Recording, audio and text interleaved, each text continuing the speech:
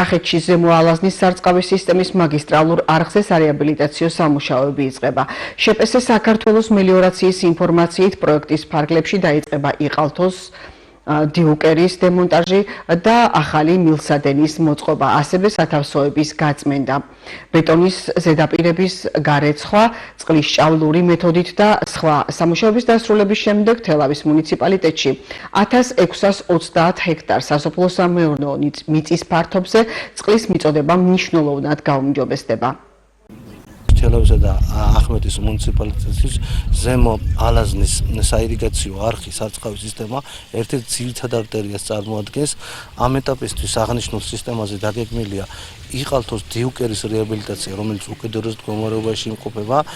ყავს უკვე გამარჯვებული კომპანია, რომელიც მომავალი კვირიდან შეუდგება სამუშაოების ღირებულება, სარეაბილიტაციო სამუშაოების ღირებულება 5 მილიონ ლარს აღემატება და აღნიშნული სამუშაოები გაგრძელდება მთელი წლის განმავლობაში და მომავალ სეზონს უკვე განახლებული ინფრასტრუქტურით შევხვდებით სარწყავ პერიოდს. პროექტით მიმდინარეობს სოფელ იყალთოში იყალთოს სარწყავი სისტემის დაზიანებული რკინაბეტონის დიუკერის რეაბილიტაციის სამუშაოების მოწყობას ითვალისწინებს. ამ მომენტში დაზიანებულია მიწისქვეშა დიუკერის რკინაბეტონის მონაკვეთი და რაც ხელს უშლის სარწყავი სისტემის გამართულად ფუნქციონირებას. აქედან გამომდინარე დაგეგმილია სამშენებლო სამუშაოები.